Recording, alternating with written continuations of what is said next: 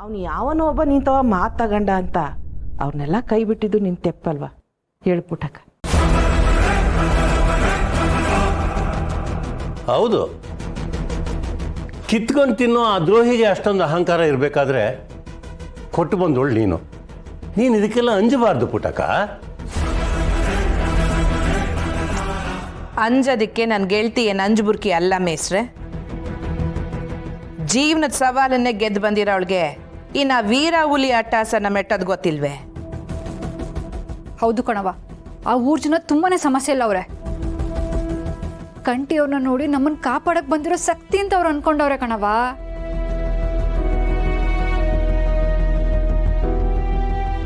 ಆದ್ರೆ ನಿಜವಾದ ಶಕ್ತಿ ನೀನು ಕಣವ. ನೀನ್ ಎಲ್ರೂ ಕಾಪಾಡ್ಬೇಕು. ಹ್ಞೂ ಪುಟ್ಟಕ್ಕ, ನಿನ್ನ ಶಕ್ತಿ ಎಂಥದ್ದು ಅನ್ನೋದನ್ನ ನಾವೆಲ್ಲರೂ ನೋಡಿದ್ದೀವಿ. ನಿನ್ನ ತವರು ಮನೆಯವರು ನೋಡ್ಲಿ ಬಿಡು.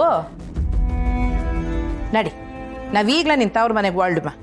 ಅಲ್ಲಿ ನೀನು ಅದ್ಯಾವಂತ ಅಡಿತಾನೋ ನಾನು ನೋಡೇ ಬಿಡ್ತೀನಿ.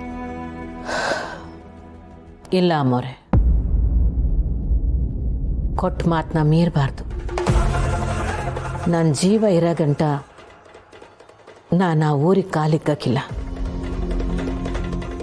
ಏ ಪುಟ್ಟಕ್ಕ, ಬಂಗಾರನೇ ನಿನ್ ಜೊತೆಗೆ ಅವಳೆದ್ಮೇಕೆ ನಿನಗೇನು ಸಮಸ್ಯೆ?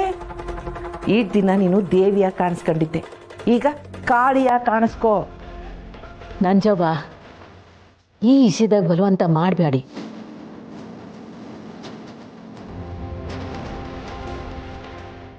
ಕೊಟ್ಟ ಮಾತು ತಪ್ಪಿರೆ ನಮ್ಮೂರು ಉಳಿಯಕ್ಕಿಲ್ಲ. ನೀನು ತಪ್ಪದೇ ಇದ್ರು ಆ ಪಾಪಿ ಊರನ್ನ ಉಳಿಸೋದಿಲ್ಲ ಪುಟಕ. ಪುಟ್ಟಕ್ಕ ಕೊಟ್ಟ ಮಾತಿಗೆ ಸಾನೆ ಕಟ್ಟು ಬೀಳ್ತಾವಳೆ. ಅಲ್ಲ ಕಣವ, ಅಂತದ್ ಇವನ್ ಮಾತು ಕೊಟ್ಟೆ ನೀನು.